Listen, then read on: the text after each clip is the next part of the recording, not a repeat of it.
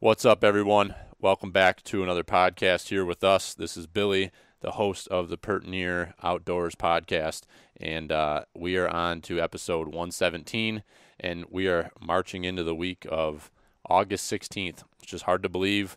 August is half over, and September is 15 days away, if my math is correct. So that's pretty amazing, and also amazing that we'll be in the high country hunting elk in about 4 weeks, a little under 4 weeks here. So we're really excited over here. We've got a lot going on, a lot of energy around the upcoming event this weekend over at Windy Brew. So I know we had a fantastic event yesterday. I'm recording this on Sunday. Yesterday over at Allied Sportsman, there was a tethered teach and train that was put on. Just incredible event. The weather was fantastic. The folks from Tethered that came out, Tim Clark and his buddy Shane, and Eric Redder did a fantastic job putting that event together. And it was a lot of fun to get to meet a lot of people that either I or we have interacted with through social media and just never had a chance to actually, sit down and say hello or shake a hand. And then on top of that, just to see the energy around saddle hunting and the interest around saddle hunting, and just mobile hunting in general. A lot of new hunters, a lot of people who had never used a saddle before. Several guys that, I told my dad when I got back to the house they were watching the kids while I was over at the event, and told my dad I was quite amazed how many guys there were his age that were all excited and fired up to get into a saddle for the first time, which was totally not what I was expecting from the event. So. Men and women and children of all ages were there, and I'm really excited. Hopefully, a lot of the people that were there will be at our event there at Windy Brew in Sheldon this upcoming Sunday, the 22nd. So I apologize for talking about this so much. Well, I don't apologize, but I feel like I'm just every time I'm talking to anybody, I'm trying to pump this event up. We're really excited. We've got some great prizes. We've got a Traditions Nitro Fire muzzle loader.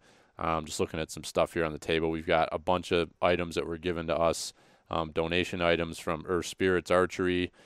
We've got some fishing tackle from Doc's Tackle over in Honeoye. I've got a Millennium Tree Stand and Sticks. I got some stuff from the guys from Hunter's Creek, some swag from them.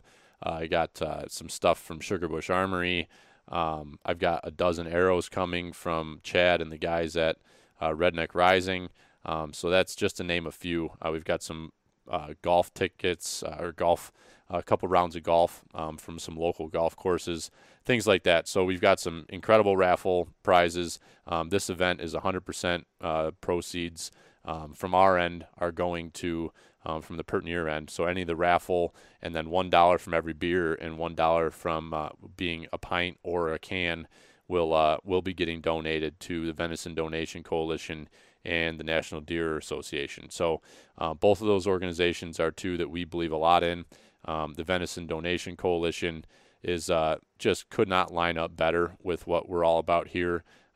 We joke about feeding them, and that's literally what this organization does. 90% of their money goes to the processing of venison. That's what this whole organization does, is they pay venison processors, meat processors around the state to process deer that are donated. So without the donations, without the money that's raised, that program doesn't happen. And I did a podcast last fall. It was probably right around. I'll put it in the show notes, the episode number, and I'd recommend anybody to go back and listen that would just like to hear kind of a cool convo with the president of the organization. But Greg First started this way back when he was a DEC biologist, and it's grown into a great program here in New York that's fed thousands upon thousands of people, and hundreds of thousands of pounds of venison have been processed over the last many, many years that this organization's been around. So it makes us feel really good to be supporting that and doing this. And then, of course, the Deer Association, where our all of our hearts really are. Chasing deer is our biggest passion here with Pertinier Outdoors. Everybody in this area, especially, that's our lifestyle. So That organization is doing a lot for deer hunting, for conservation, for R3, and getting people into hunting or keeping them in hunting or getting them back into hunting. So very happy to be able to support that organization with this event as well. So that was a lot of words. In the long and the short, weather looks fantastic for next Sunday. I hope that you will spend a little time with us that afternoon.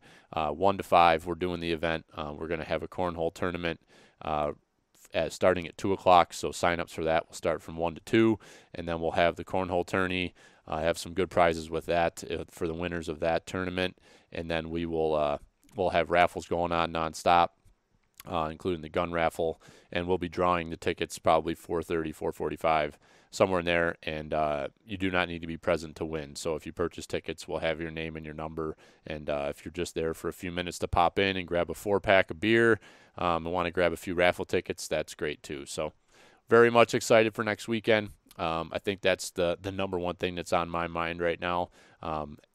And I guess if you have any questions, let us know, but we hope to see you next Sunday. Well, one last thing. We are very excited that Angelo is going to be bringing Frankenbeans, so the buck that we've been using for our logo, the buck that we had been chasing for 3 years. Of course, now we had a finale to that deer's life last year, and Angelo is the one of our neighbors, was fortunate enough to cross paths with that buck and put him on the four-wheeler and ultimately in the cooler and ultimately on the wall. So Ange is going to bring that mount, so we'll have him and hopefully a few other mounts from some family members and friends that we're going to have there to kind of just be another piece to kind of some story time and things like that. So very excited for the event. That's enough out of me.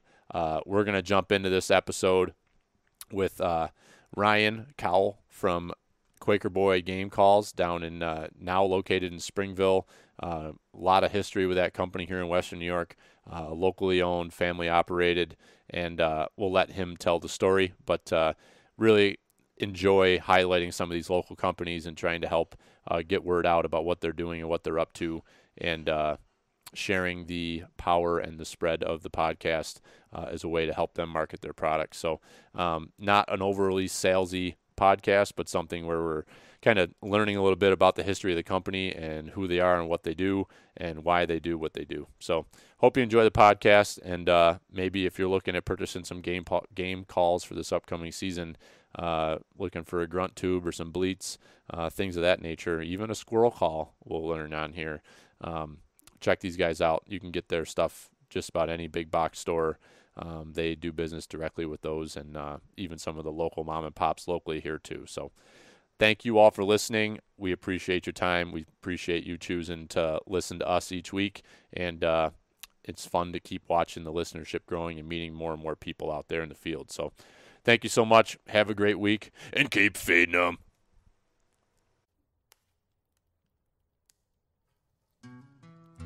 Hello. Yeah, that's your name. Squirrels got me. Big Jim. Yeah. Really, really, really, really cold and fun. Cold and fun. Cold and fun. That's good that you think of it, because that's what deer hunting typically is cold and fun. Yesterday morning, I'm glassing up on the pass, and I see these deer moving, and I'm like, ooh, there's some deer moving. All of a sudden, I just see this person just head down, just hauling ass, wearing shorts and a t-shirt with a pack on. And I'm like, is that Tard? My dad always talks about floating through the woods like the autumn breeze. So Robert's when you're the 275 pounds, I don't know how you do that, but the Freightliner. It's just like a creeper. You're just kind of up in the corner watching what's going on down there. Yeah.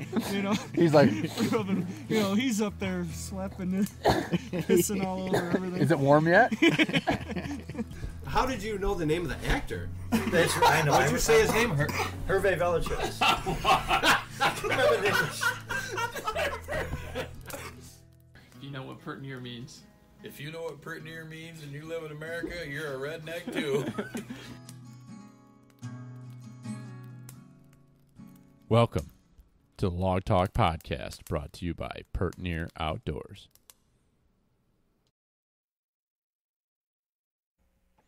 All right. We're good. Phone silenced. We're all off the radar. Thank God. I know I'm not, so I'm going to make sure I do that right now. I think everything's quiet. Beautiful. No one can bother us. Hi, Ryan Couell. Hi, how are you? I'm good. How are you? Wonderful. We're sitting down here like basically nuts to butts in your office, which is pretty cool. I don't know. This is a pretty big office. It is. Yeah, huge. Yeah, they really put you in the corner here, huh? I wanted windows. I had the other office, and I took the windows, which I clearly have a great view. Well, I bet you in the afternoon it gets hotter than a bastard. Yeah. Does it get hot in here? Oh, God, yeah. Yeah. Yeah, sun comes down right through that window. Got, 2 fans going. Just air moving. Yeah. Circulating in Yeah. a circle. Good times. Yeah. So we're down here at the Quaker Boy World Headquarters, HQ. It is the world headquarters. It is. Surprisingly. So you were on about a month and a half ago. Grabbed you while we were at the Deer Association event down in Wellsville. Oh, yeah. Which was a great time. Yes, and it was was. Fun to finally cross paths with you and get to chat a little bit. But that was kind of a flying through discussion. Yeah. So I wanted to, you and I had been talking, wanted to get up here and actually see your facility, see how the sauce is made, is the way we put it, and just kind of check out Quaker Boy. I think it's quite fascinating that, one of the leading call makers in the industry is literally right here. Right in the backyard. Right in the backyard. Part of it. The other part is down in Bradford, PA. You have a place down there, too. That's our wood shop. Okay. Wood shop, all of our screen printing. But as far as offices, manufacturing of all of our plastic goods, packaging, shipping, all right here out of Springville. Yeah. So why don't we, for anybody that didn't catch that episode, let's just quickly introduce you, who you are, some of your background, and what you do here at Quaker Boy, and then we can kind of chat a little bit about the business, what you guys have going on here in Springville, and then if there's anything else we want to talk about there, we can. But I'd like to kind of talk about what you've got coming up this upcoming hunting season and the perspective months to come, because we're almost in it. We're close. Yeah, this summer flew by. Yeah, it did. As for everyone. So I guess we'll start with the history of the place. Well, let's start with you. My history? You're the man. Yeah. All right, so I started here in 2008 in high school. My dad is the product manager here, so I started here doing mouth calls and production and, glorified arts and crafts is what we called it back then. So we come in after, class, work a couple hours, and then from there work summers. And you guys were in Orchard Park at that point. We were in Orchard Park at that time. So it was a fun place to work in your teenage years. It would be me, my buddies would come in, work with me, and I had probably 8 of my good friends all come in through here, and it was a good time. So I did production here for 8 or 9 years, and then had a few people retire, and now I'm a marketing and sales manager. And that took over for 2 or 3 guys, Ernie Calandrelli, the most recent retiree. Okay, and that name, I don't know him, but he won was it Outdoorsman of the Year from New York? Yes. A couple years ago? Was that last summer? That was 2 years ago. 2 years ago. Yeah, I remember reading the article about him. Yeah, he's done a lot. Now he's retired and fishing his butt off every day. Yeah. As a charter captain. Yeah, I thought, okay, so he does have his own boat and he does a charter. Yeah, him and on Lake Erie, right? Or do they do Ontario? So he does mostly the river. Oh, really? Lower river. He will do Ontario, and then in the summer he does bass and walleye trips out of Erie. Okay. So he's all over the place. But yeah, that's pretty much who I took over for. I was his mentor for a while, but he was your mentor. Sorry, yes. Yeah, you weren't mentoring him, he was mentoring you. Or maybe a little bit of both. On the technological side of things, I was his mentor. Yeah. But otherwise, yeah, I learned a lot from him. Because he started out here with Dick Kirby, who founded Quaker Boy. They were going around in the Quaker Boy van in the 80s, 90s, doing shows, selling calls. He was the man. Still is the man. Everyone knows Big Ern. So I did production for a while. Ended up where I am now. My family has worked here pretty much since the beginning. My Grandpa cut slate in the 80s. Grandma was a shipping manager. Aunt was a shipping manager.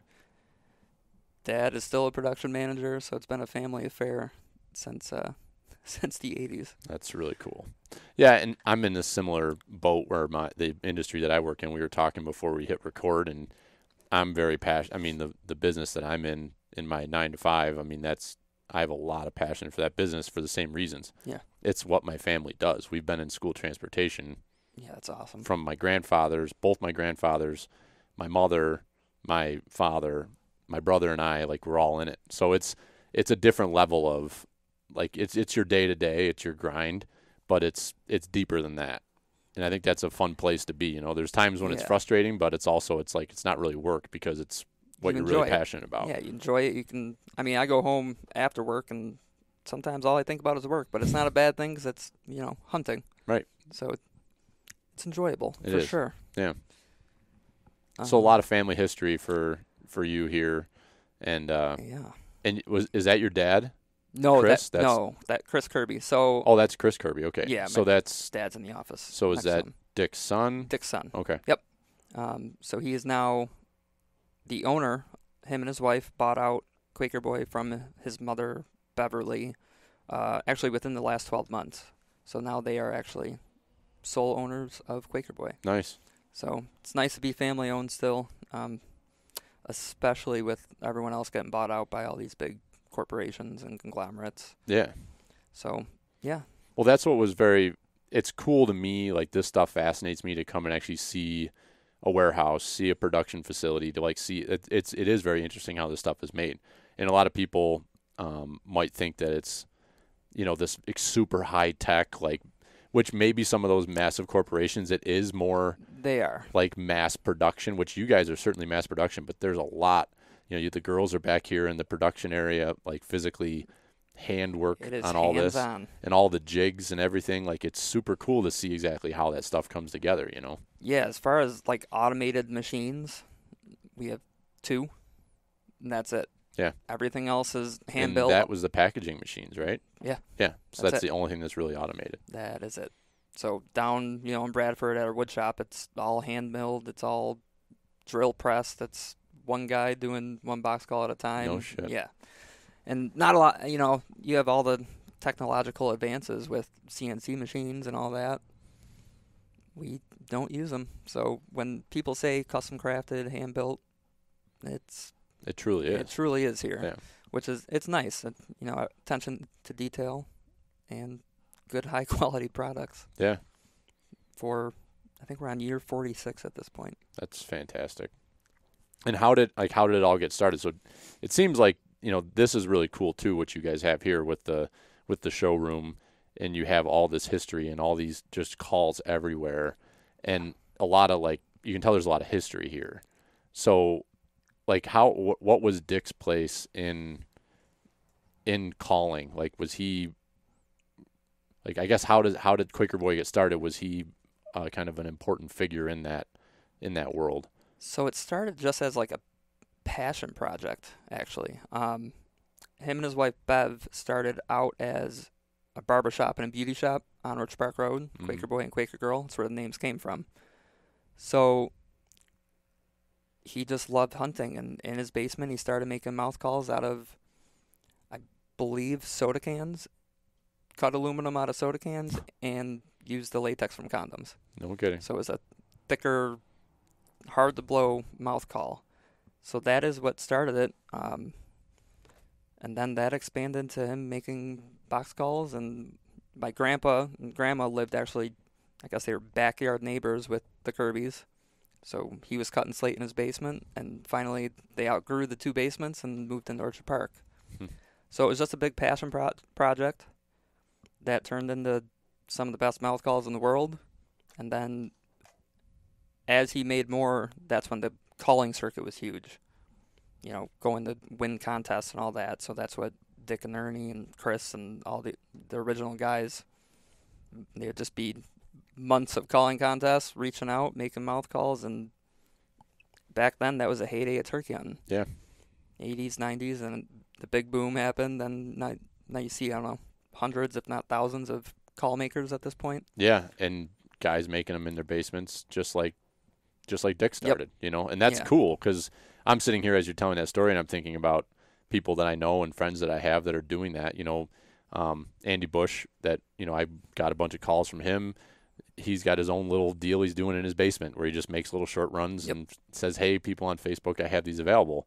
And it's like, that's what's kind of cool and unique about this stuff, is that it's not like a bow or a gun or something where it needs to be like in a factory milled out or whatever. Like, you can literally just go in your basement and make these things. But it's to the scale of what this business has become is really cool.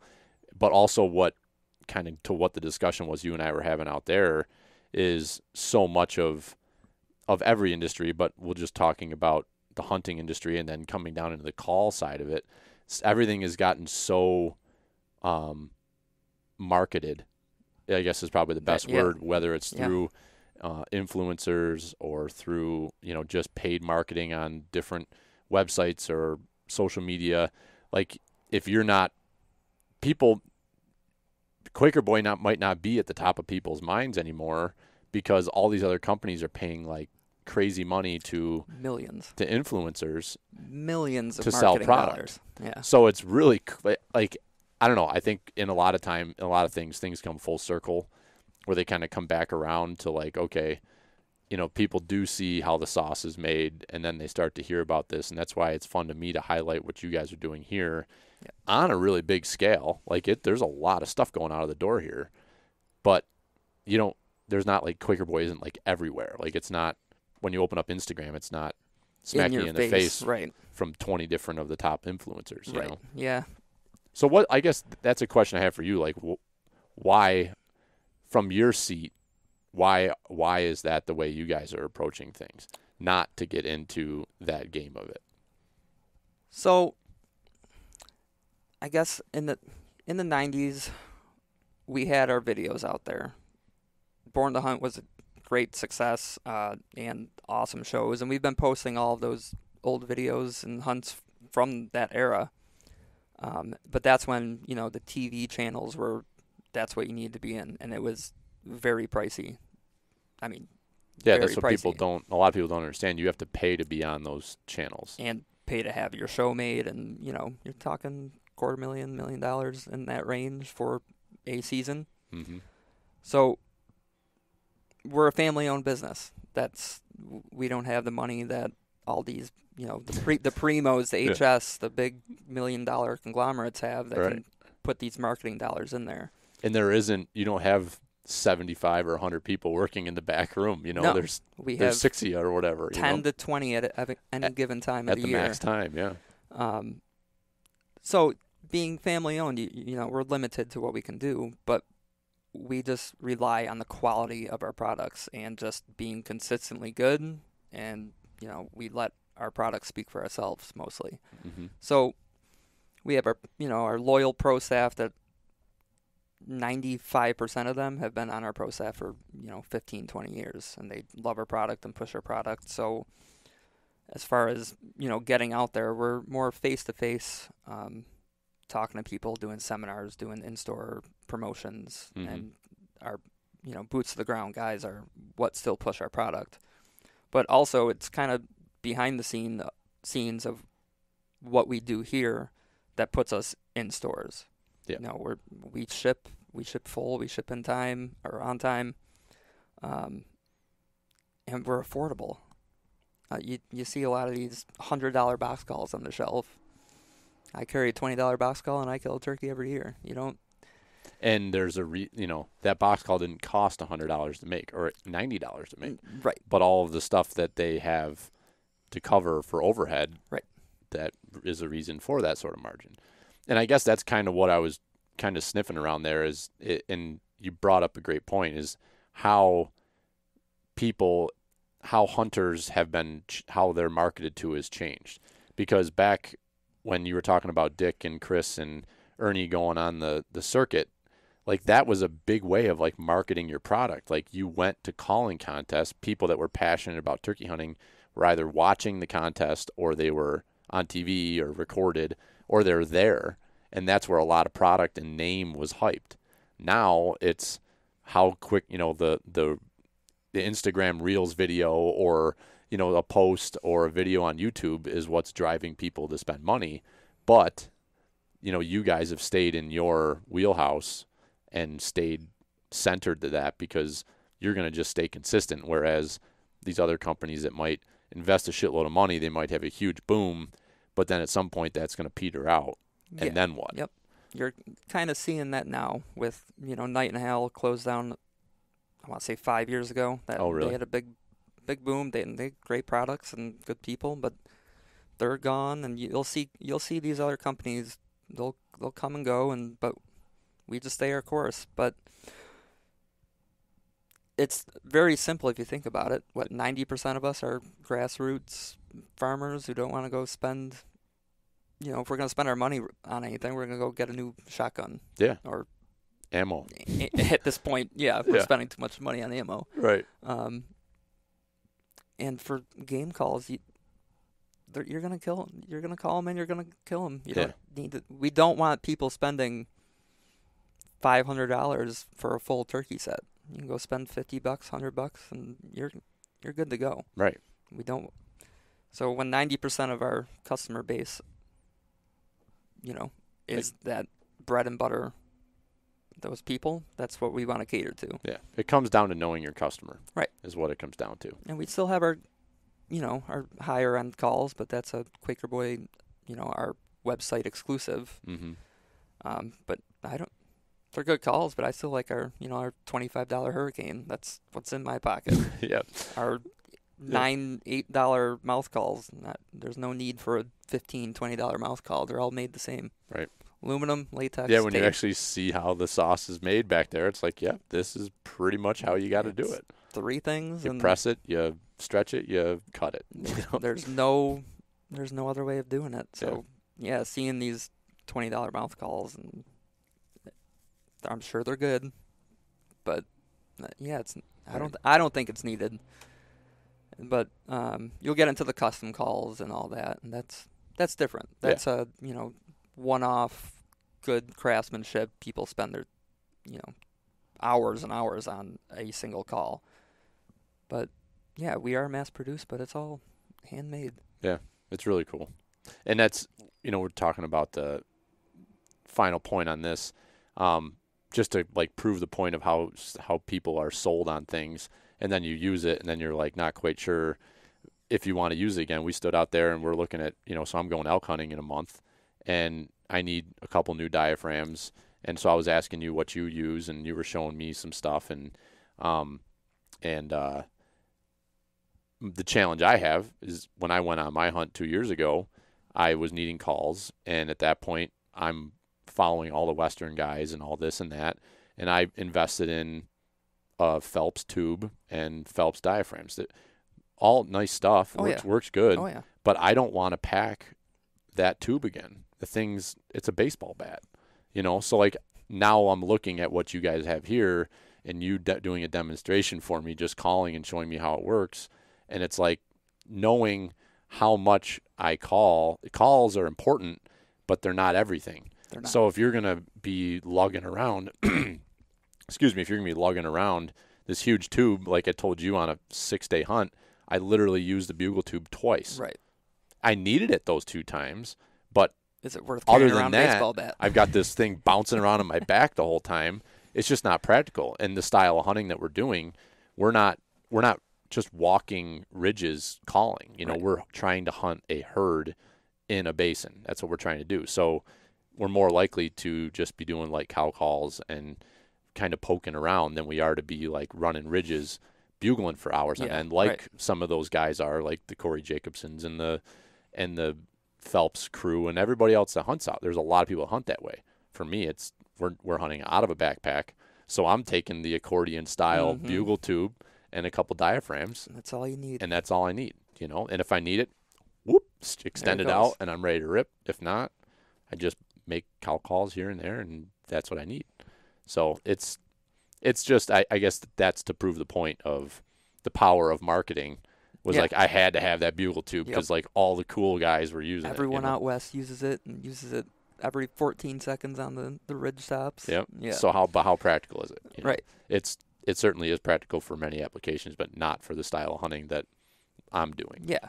So. And there's different calls for every different style, and if you like lugging around a giant tube, by all means, have at it. Carry it I've got it at around. home, and Billy thinks it's awesome, my son, and he blows through it and makes noise, and he gets a kick out of it. So that's worth the $45 or whatever I spent on that, there you too. go. Yeah.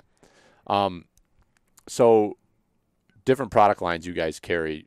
So you were telling me, obviously, turkey calls that's the primary seller for you guys. Yeah. If you ask someone what they know about Quaker Boy, they would say they're a turkey call company. Mm-hmm. I mean, that's what we started as. That's what we are. The majority of our product is our turkey line. But yeah, we offer everything.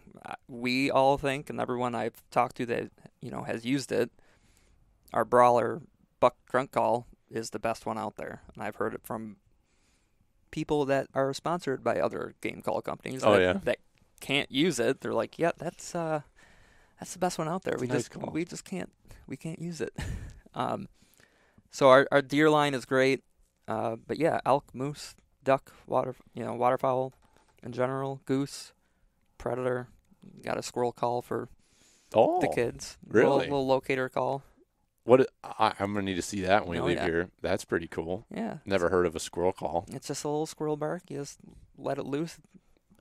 Hope one, fires up like a gobbler. And It's not just for kids. There's grown men and women and anybody else that loves squirrel hunting. I tell you what, that's how I started off. 22, 410, and a little squirrel call, and trouncing around the woods with my dad. Yeah. I think I'm gonna get back into it.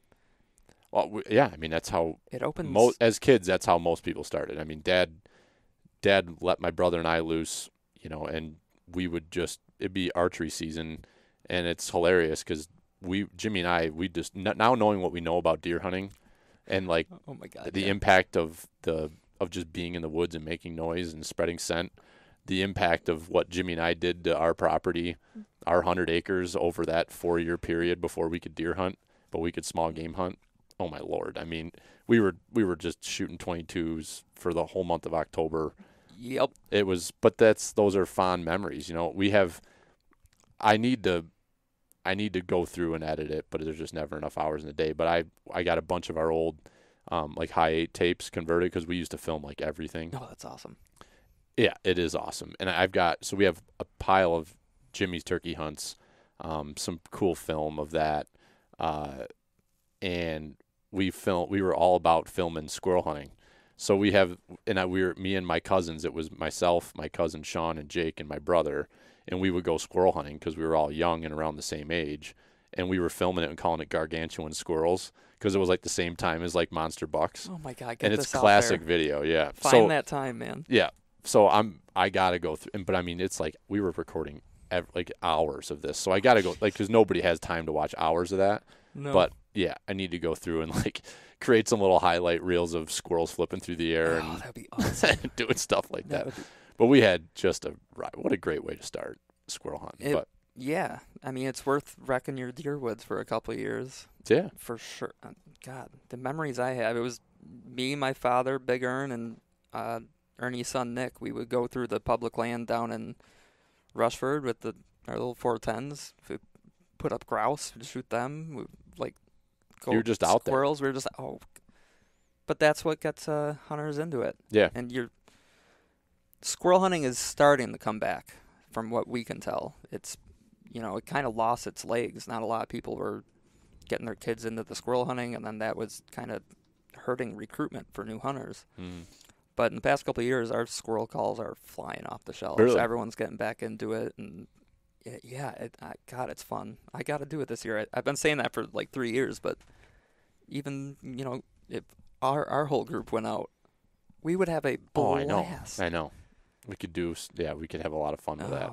Yeah, we might have to do that. Mm-hmm. Well, and I'm at the age, we've got a lot of kids so we're going to, in the next 6 to 8 years, there's going to be, so we'll just say 6 to 8 years and beyond, there's going to be just a rush there's 9 kids amongst almost 10 kids amongst my friend group. Oh, perfect. Just the 4 or 5 of us to hunt together, and then if you start looking at our extended hunting group, I mean, Right. there's 15 kids that are coming up through and that Perfect. we hope have interest in at least going out and, being in the field with us. Yeah. So the opportunity for that sort of stuff is going to be very plentiful. And Perfect. I hope the Lord that Billy's interested in it, that Kate's interested in it. If they're not, I'm not going to force them on it. But I know how it was with we were right in Dad's hip pocket, Yeah. by choice. And that's a great way to grow up. It really is. It is. A lot of You good, don't lot have of good kids, do times. you? No. No. Nope. Not yet. You don't even have a ring on that, do you? Oh, man. Free, man. Eligible bachelor. Free to hunt whenever I would like. Free to hunt. Yeah. Yeah. Should start a Instagram page called Free to Hunt where my wife and children aren't hindering my abilities to go afield. Your time will come. It will. It will eventually. But until then, I will enjoy the, Yes, you should. hey, do you want to go here? I do. I sure You do. want to fish tomorrow? I think I do. Wait, yes. think I Matter of do. fact, I do. Let me ask myself. No. How old are you? 31. 31. Yeah. Your clock's ticking, man. Your biological clock. That's all right. Yeah. You're That's not all right. too concerned I'm about not it. too concerned. No. God bless you. So yeah, so you guys have got a little bit of everything to offer. Yeah. As far as almost every call line that wasn't even on my radar. That moose call, you have a moose slate. Is that very unique? I've never seen anything like that. Only one on the market. Only one on the market. Moose. The one you have is the only one on the market. Oh yeah. As far as I know, I've not seen another. I guess it's a 2-in-1 because it's a slate / grunt horn. Yeah. That's the reason we made it, was to carry a horn where you can grunt through with your voice and your but also use it as a slate moose call. It's super cool. We sold a lot to Canada. I could imagine. A ton of them. Be fun to carry around in the Adirondacks just to see what sort of interaction right? you get. The moose are Yeah. making a comeback up there. Much, we're seeing them. We've seen them on our bear hunts up there in the good. Adirondacks. Yeah. Good. And people go on vacation up there. If you're in the right areas, you're pretty frequently seeing moose. So that'd be cool. If only we can get some elk up there. Ain't happening. I know. Which I understand. I understand why reintroduction to New York is just not viable. No. But we don't have the open landscape necessary. It's just not. Unfortunately. And the habitat's not there, But hey, maybe one will wander up from Pennsylvania. If it happens naturally, it happens naturally. Yeah. Fingers crossed. Fingers crossed. Yeah. So that's that.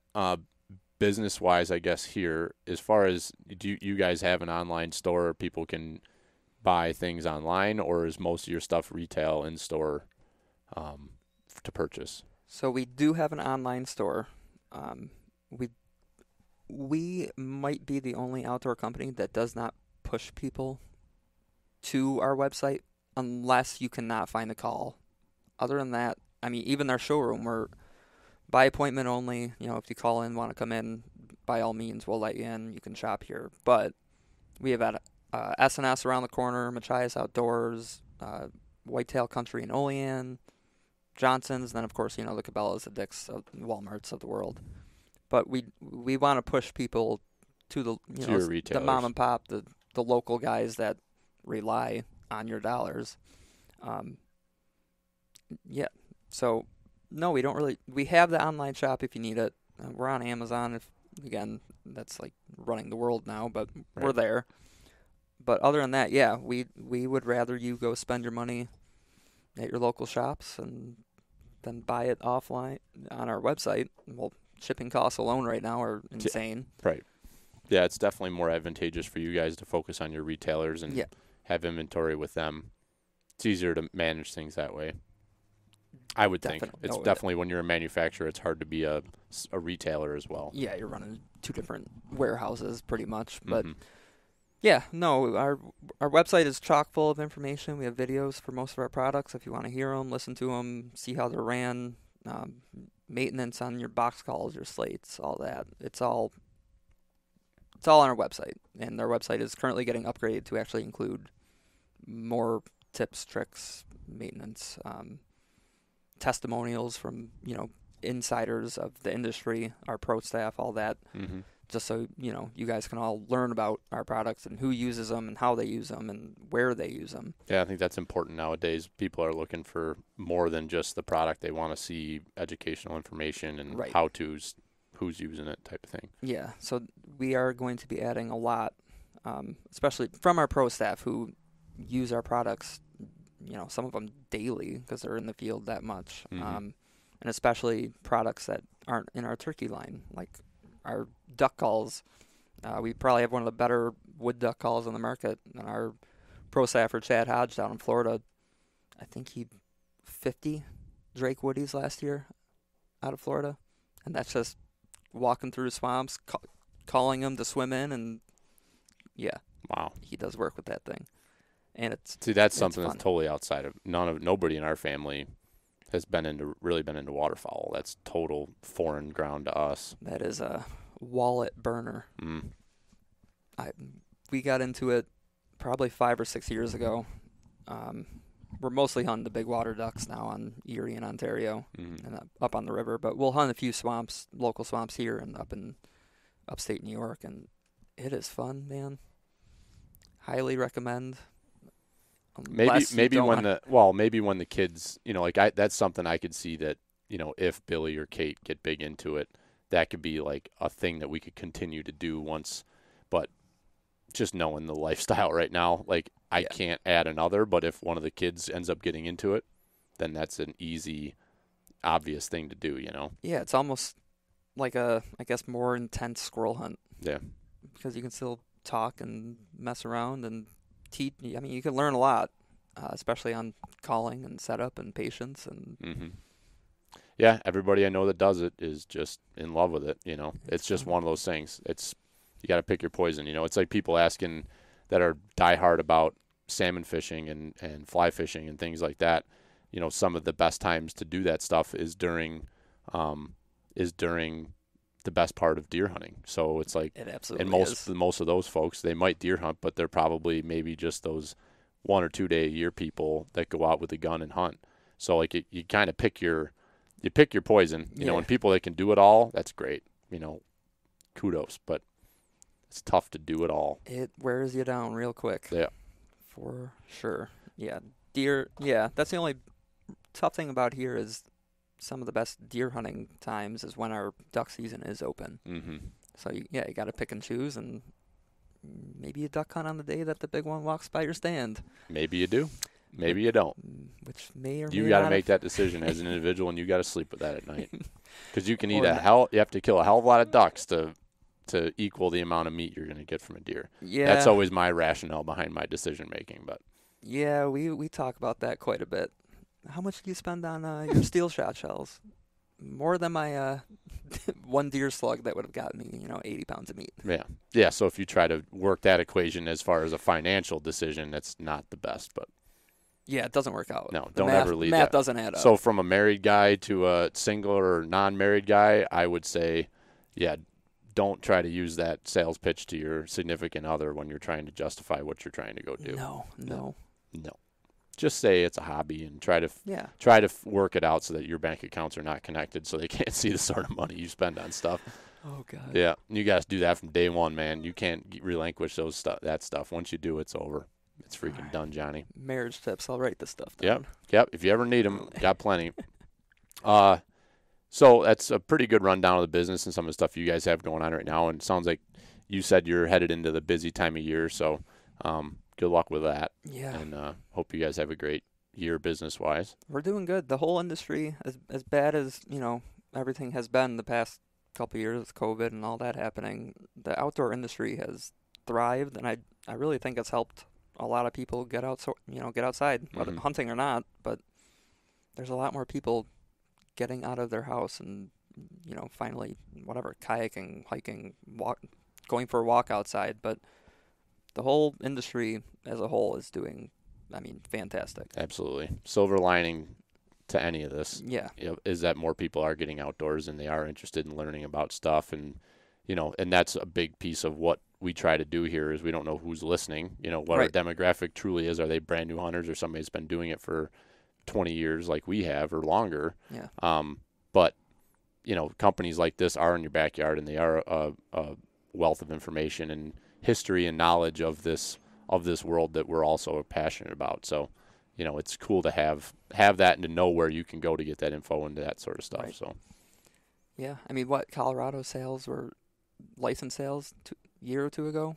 When Yeah, COVID first, it was like 300%. yeah, up. it was unbelievable. What Crazy. I don't know. I know I've heard the numbers, but I couldn't say off the top of my head exactly what they were. But it was the same thing here in New York. I mean, it was a dramatic increase, and it was almost 50,000 people took the Hunter's Ed course last year. Right. I mean, and that's just It's awesome. unbelievable. Like Awesome. 50,000 people. It's you would never be able to do that in 1 year with the face to face. And I think there was maybe only 1 or 2 hunting related accidents last year, which is within that's the normal number that you typically have. Yeah, and you added that many new hunters. I know that was a big concern for everybody, was safety. And I think there was a guy that accidentally shot himself with his muzzle loader, putting it away or in his car or something like that, somewhere out on the east side of the state. That's a freak accident. Don't know the whole story behind it. Yeah. But, there's accidents happen, but to only have, a couple in a year when you had that many new people without the hands-on portion of the learning, kind of shows that, it's not an awful thing to have people be able to educate themselves online and do that, Yeah, clearly is working. Yeah. Something is. For sure. Speaking of safety, isn't New York doing a all orange now? Well, I think it should be sometime end of this week or next week. They should be voting on it. I'm assuming things got a little bit thrown upside down in the Capitol this week. Oh yeah. So I don't know what to expect. I know that the comment period ended there on the 8th. Right. For the presented regulation changes for bear and deer. So that was last Sunday was the 8th. Yep. And so I think we're all kind of waiting to see when they're going to vote and rule on that after they see the feedback. But I mean, it sounds like the change would be there's the 30 minutes before, 30 minutes after, sun up, sundown. Yeah, so hope to God that passes. But it's all like a package deal. So Right. Either everything goes or none of it goes, from what I understand. So you got that. The time, which is a huge one for us. Blaze orange, I think it's a no-brainer. I hear people argue why not to wear orange. I just don't really care. To me, safety-wise. Especially if you're hunting public land. No, it's just the amount of guys that we own a sliver surrounded by public land down in Rushford, and I was sitting in my stand, I don't know, 50, 60 yards inside our property, and I had 2 guys come and shoot at a doe. I didn't have a permit at that time. That was 10 yards in front of me. Like, between me and these guys, and they were blasting away. I'd stand up and scream, I'm in orange, but they weren't. Right. Yeah, so you didn't know they were there. No clue. And that to me is the big reason why it's important to have orange. It's because you need to know where other people are. Yeah. And that's I've done some hunting in areas where, it's a permission program where you have to get permission to hunt there. And of course there's people trespassing and not following the rules of the property. And one of the rules is that you have to be wearing orange. Well, I'm wearing orange. I'm identifying myself, and I'm walking through the woods thinking I'm the only person here. And then because I'm supposed to be, right, right, because I'm signed in to hunt here today, and I'm supposed to be the only person here, and I'm walking through the woods, and I come around a big root ball, and there's a guy sitting in full, using that root ball as a blind, and he's sitting in full camo, and it's just like, whoa, yeah, it's like, dude, what if I'm still hunting here and I see a deer moving? I don't even see you. Yeah, you'd be shooting right over him. Shooting right towards him. Yeah, to me, that's the no-brainer there. I get it. Like, you're on public or private property. It's just you and your brother, or just you alone hunting there, and that. Like, I want to wear just camo. Well, that's fine. Yeah, I understand. I get it, but private land is private land. But there should be. I hope that rule passes. I do too. And then I'm kind of interested to see. I'm all for the. I don't have an issue with the early doe season, but I think it'll be interesting because actually the unit 8N, which is where our hunting camp is one of those units, which is interesting to me because, it's a very that unit is unique because it has some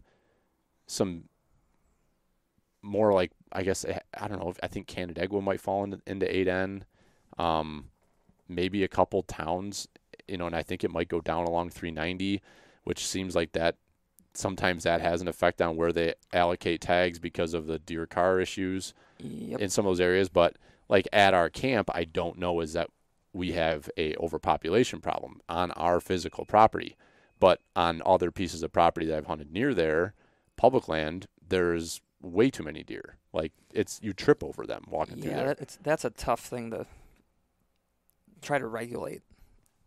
Yeah. I mean, so people that are freaking out about it saying like, oh, we don't need deer shot here. Well, it's like then they're looking at it as a management unit. Right. So if your property doesn't need it, then you make that decision. Right.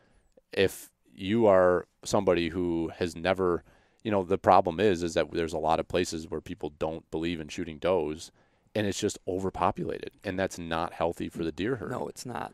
So they need to manage population. So do you want to have a sharpshooter come in the dark and take care of it and on taxpayer dollars? Yeah. Or do you want to be able to go out there and pull the trigger yourself?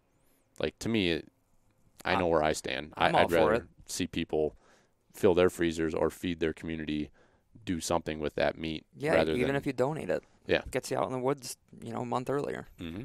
I'm all for it. Yeah, me too.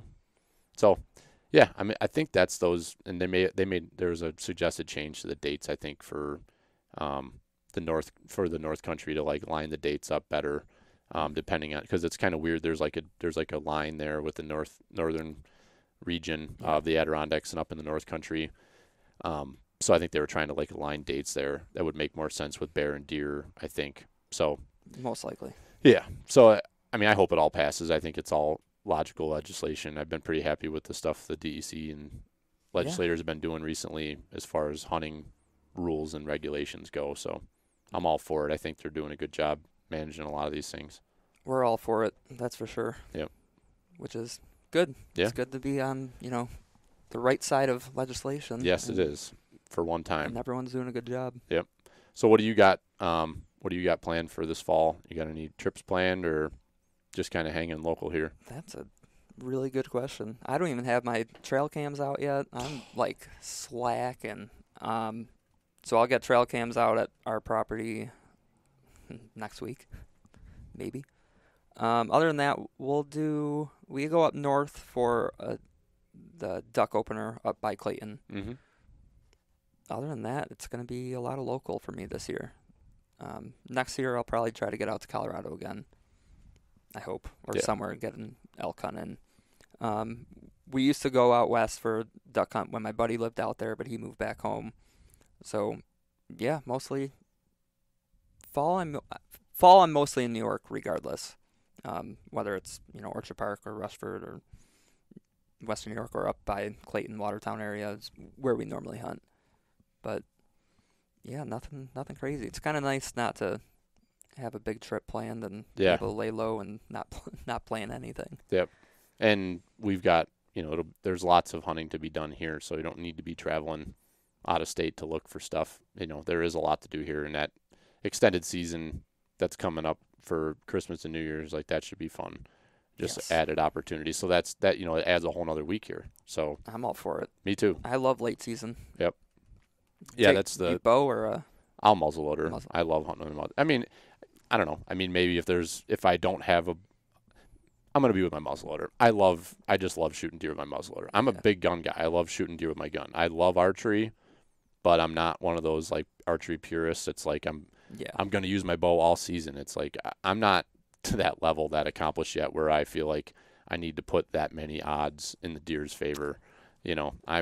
It's tough to get out there and kill deer.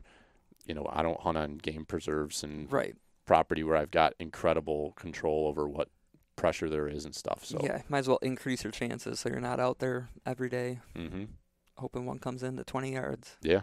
I mean, there's so much. That late season will be kick-ass. If we have snow on the ground, it's going to be a great time. And people that haven't muzzleloader hunted, take advantage of our public lands and our areas where you can go and you don't have to have, it's not private land and stuff.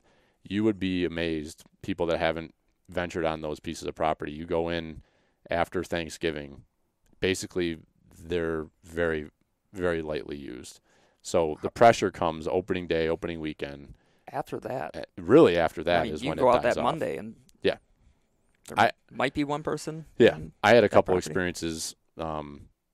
We had snow there a couple years in a row on opening day, and that snow stayed through the whole opening week and then into Thanksgiving week. And I had days where I went out, a week and a half after season started, and there was not even a boot track in the snow. And I'm that's like, the best. this is ridiculous, But so it's best for us. I don't know what it means for the hunting industry. Like, get out there. I think, well, yes. And I also think there's a lot of people that have, they've gotten into hunting leases, or they feel like they have to have private property to hunt.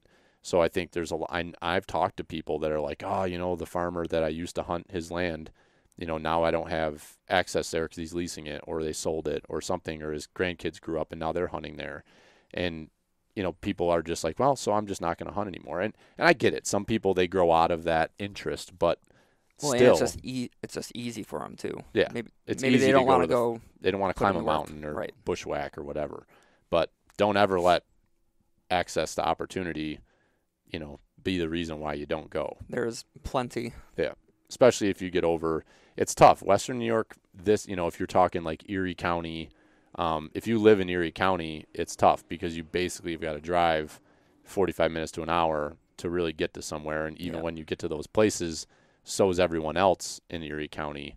So, you go, if you're willing to drive 2 hours, and maybe you tent camp or you sleep in your car, or make a weekend of it, or find a hunting camp, rent a place, go Airbnb a cabin. You'd be blown away, people. It is fun. Go look. There is cabins for rent all over the freaking place.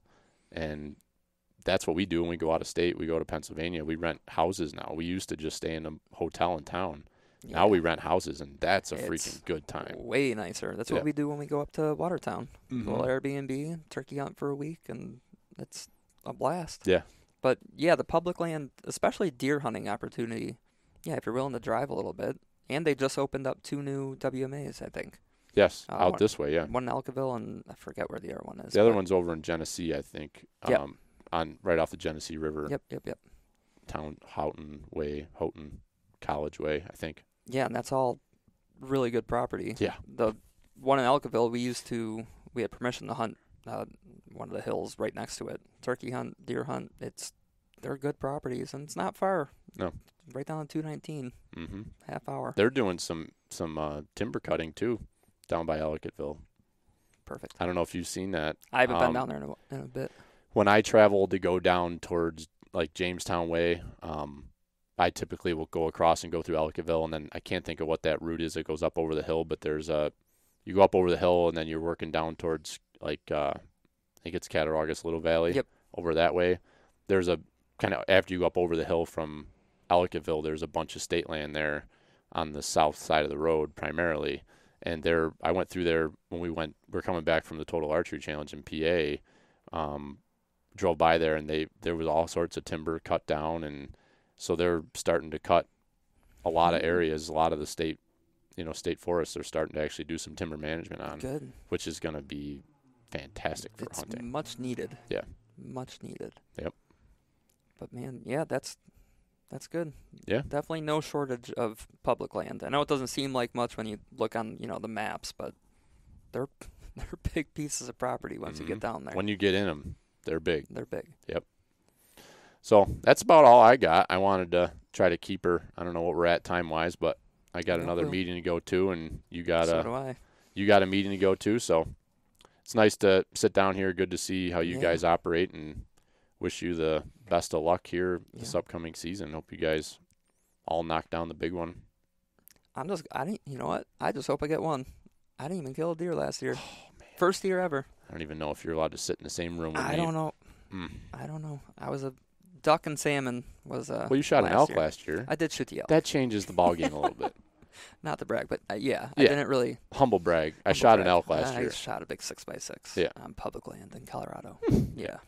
So I wasn't too You worried. had meat. I wasn't too worried about the freezer. Yeah. still not too worried about it. You still have a little left? Yeah. Yeah. Yeah, we're loaded with elk and salmon right now. Nice. So I'm okay. But this year, I guess I'll try to shoot a deer a little bit harder. Yeah. Try harder, would you, Ryan? I guess so. Yeah. I guess so. I mean, you have a pretty cushy job. I mean, all you do is just sit here and squawk on some calls, and then you can go hunt whenever you want. So yeah, that's about all I do. Just living the dream, yeah. Manage a couple spreadsheets and then go home. Oh, God, spreadsheets. Yeah, I'm sure it's more than that. So, all right, we'll wrap her up. I Yep. appreciate you having me in and talking to me, and appreciate you supporting our raffle next week at the beer event. So, or this week when this publishes. Save me some dirt nap. We will. We'll set a 4-pack aside for you. That's all I need. Because I didn't get any last year. You didn't? I didn't. It went quick. So it's a double batch, so we should have a little bit more, a little bit longer this year. Perfect. So hopefully not. Hopefully it's gone quick. Well, yeah, but it won't go in the first 2 days. I know that. So we'll stay in touch, and we'll coordinate the whole making, because we can't really transact it until Windy Brew can't do nothing with it until it's bottled. And stuff. So we're canning next week right before the event. So that'll be, we're doing like 240 cans, me and Russ and Danny. So can't wait for that. Yeah, that'll be We were like, should we pay somebody to can it or should we do it? And it's like, paying would be, it's expensive. Like Russ was talking, we were really looking at it, and he's like, dude, we can save so much money if we just do it. I'm like, let's just do it. So that's the way to do it. It'll be more money to be donated that way. Yeah. Everybody's a winner.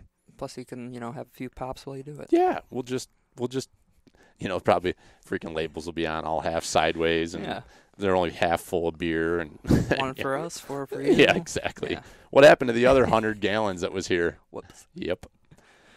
All right, buddy. Thank you very much. You're welcome. Appreciate it. Thanks for stopping in. Stay well. Yeah, you too. Go get your Quaker Boy, folks.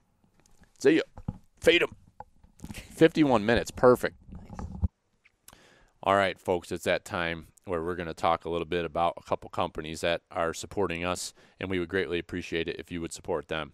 So first, we're going to talk about a business here in the Rochester area that is supporting not just Western New York, but they are shipping all over the place. After talking with Dan there, he's been seeing a ton of business coming from out of state, which is pretty cool. So these guys at the Hunt Works have found kind of a niche market to have some tree stands and blinds on sale at their store that you just cannot go into a big box store like Cabela's or Field and Stream or Sportsman's Warehouse. You just can't go and see this stuff and put your hands on it. So these guys went out, they reached out, they were big fans of Millennium stands, so they reached out to Millennium, and after a bunch of back and forth, got themselves set up with a full store. So these guys have got a full suite of product from Millennium, and everything from their tree stands to their buck huts to their ladder stands and sticks and everything in between. So they've got everything you need on the portable tree stand side. I believe they also are carrying River's Edge product, and on the box blind side, they've got Banks blinds, Maverick blinds, and had recently just taken on the Grizzly product line. So if you're in the market for anything like this and would like to put your hands on it, even if you're just kind of shopping, it's super nice to be able to go and actually step inside of these things, see how they're built, see what the material's like, and make the decision for yourself when you're sitting there and putting your hands right on it. So check out their website first at thehuntworks.com. and check them out. If you see anything you're interested in, Dan is very accessible. You can send him an email at sales@huntworks.com, thehuntworks.com, or you can just go to their website, communicate with them on there, or hit them up on social media. I know Dan's pretty active on there as well, so you could schedule a time to go over there and meet up with them to check the stuff out. So highly recommend, if you're in the market for tree stands of any sort or blinds, hit up our friends over at the Hunt Works. So the second one is going to be Base Map. I got to get into a better habit of talking more about this tool. The Base Map is my go-to app for my mobile GPS hunting and scouting and tracking, all those features. So I've been using the app for going on 2 years now. Very heavily for the last year. I've completely committed to that. I'm not using any other app for mapping period. I use the Basemap app for everything.